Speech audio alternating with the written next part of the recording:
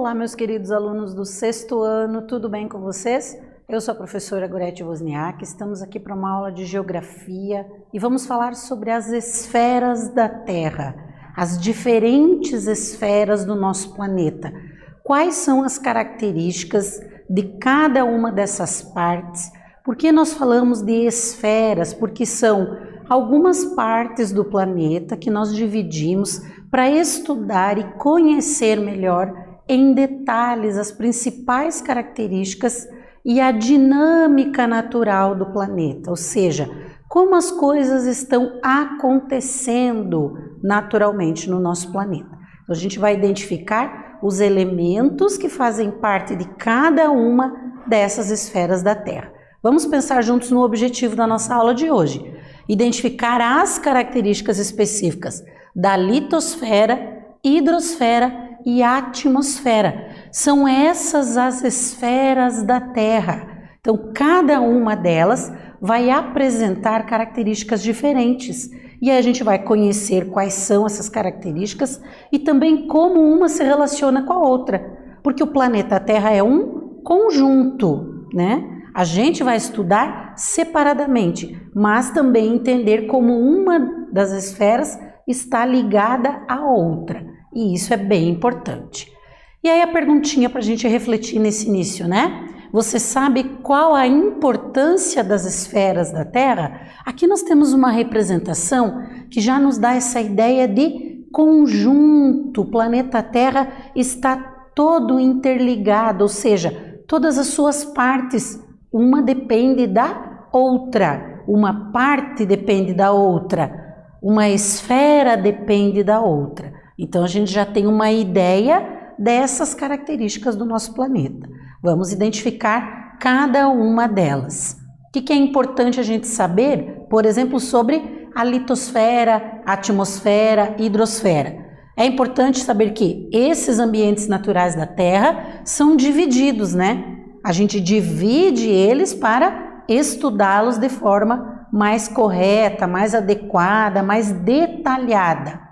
A litosfera, por exemplo, é a parte rígida do planeta, né? A parte rígida da esfera terrestre, compreendendo a crosta e a parte mais externa do manto. Então, um pedacinho do manto, que é a camada interior do planeta, também faz parte da litosfera, que é essa camada sólida do planeta que dá sustentação para tudo que nós temos na superfície do nosso planeta. Sua origem está associada ao processo de formação da Terra. Inicialmente, o planeta era muito quente e gasoso. Então, quais eram as características da Terra no início da sua formação? Ele era quente, temperaturas elevadas da superfície e gasoso, né? Havia ali muitos gases que ainda estavam sem uma organização, vamos dizer assim, como nós temos hoje. Mas com seu resfriamento ao longo de milhões de anos, a camada mais superficial se solidificou. Então, era como se fosse uma bola de fogo incandescente, né? A superfície era quente, era coberta pela lava dos vulcões, vamos dizer assim. E com o tempo, com o passar de milhões de anos, essa camada mais externa do planeta se resfriou, se solidificou, formando o que a gente chama de crosta terrestre, né? E isso faz parte da litosfera do nosso planeta. Então é bem importante entender esse início, essa formação. Aqui nós temos uma representação que vai mostrar bem para a gente essa ideia de essa parte mais externa, como se a gente pudesse fazer um corte no planeta, a gente veria isso, né? Essa parte mais externa aqui, mais fininha, é o que a gente chama de litosfera. Então, camada mais externa. A gente vai ter depois lá as camadas internas, o núcleo, o manto, né? Manto inferior, manto superior. O manto superior também já faz parte da litosfera, porque o material que está no manto superior, ele está em contato com a crosta e em alguns momentos ele consegue sair e chegar na superfície ou parte dele, né? Que é através das erupções vulcânicas, por exemplo. Então, isso é a dinâmica natural da própria litosfera. Por isso que o manto superior faz parte dela, né? A litosfera é constituída, então, dessas duas partes diferentes, de diferentes espessuras, formadas por rochas e outras formas. A crosta continental é nela que nós habitamos. Onde nós estamos nesse momento? Nós estamos sobre a litosfera, sobre a crosta continental, porque moramos nos continentes, não moramos no fundo dos oceanos, né? Mas no fundo dos oceanos nós também temos a chamada crosta oceânica. Quando pensamos na crosta continental, é nela que nós cultivamos nossos alimentos, por exemplo, realizamos nossas práticas econômicas. Todas as nossas atividades acontecem nessa esfera da Terra.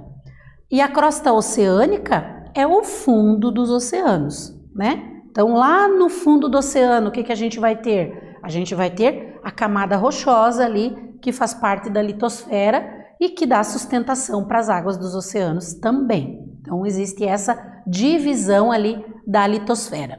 E aqui nós temos o conjunto das esferas terrestres, né? A litosfera está aqui, essa parte sólida do planeta, mas nós temos as outras, né? A hidrosfera, a atmosfera e a biosfera, que seria a combinação desse conjunto das outras três esferas, que permite a vida no planeta também. Então, por isso que nós falamos que elas estão interligadas, e isso é bem importante de ser compreendido. Outra esfera ou outra camada da Terra é a atmosfera. Vamos entender ali quais são as suas características. A atmosfera é a camada do ar que envolve a Terra.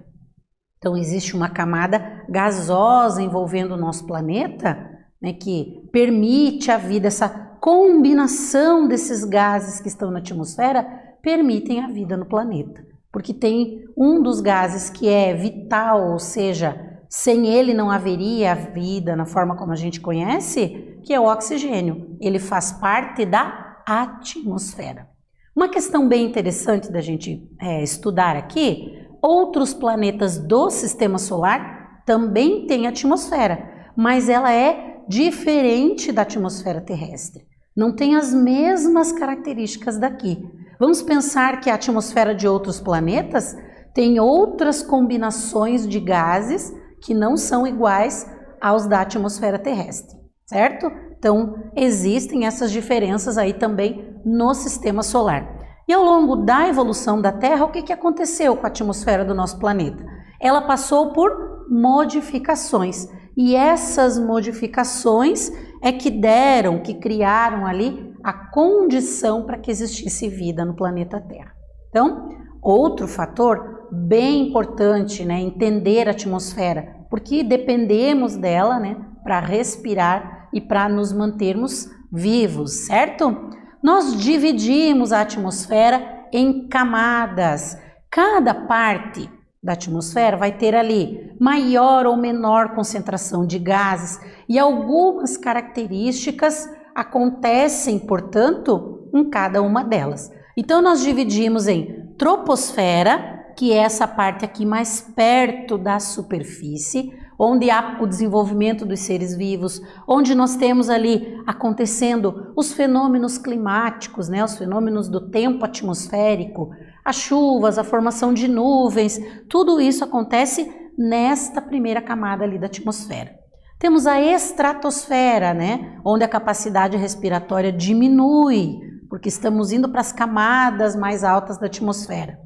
Aqui também a gente vai ter algumas características ali de diminuição da temperatura. A mesosfera é uma camada muito fria, né? Nós temos aqui, por exemplo, a formação de fenômenos naturais como a aurora boreal, né, que são visíveis em algumas partes do planeta, que ocorrem nessa porção aqui. Aí nós vamos ter a termosfera, que é a camada mais quente da atmosfera. Então a aurora boreal ela inicia aqui e ela vai se estender por essa outra camada também. E temos a exosfera, que é o limite do nosso planeta, né, da atmosfera, com o espaço sideral, onde nós vamos ter, por exemplo, a Estação Espacial Internacional fica nesta parte aqui, os satélites também que mandam sinais para o nosso planeta ficam nesta parte da atmosfera. Vejam só que interessante a gente conhecer como está dividida, né, a atmosfera. Aqui nós temos mais uma imagem que dá uma ideia para nós exatamente dessa divisão das camadas ali, mostrando os fenômenos que ocorrem em cada uma delas, certo? E aí nós vamos fazer uma atividadezinha para que vocês, a partir desse estudo, escrevam ali a sua resposta. Sabemos que a atmosfera apresenta diferentes características em toda a sua extensão. Então nós vimos que ela está dividida em camadas, porque cada uma dessas partes da atmosfera tem características diferentes. Escreva características ali da troposfera e da mesosfera. Então o que vocês vão fazer? Vocês vão pensar um pouquinho e vão escrever alguma característica dessas camadas da atmosfera. E a gente já volta para a correção.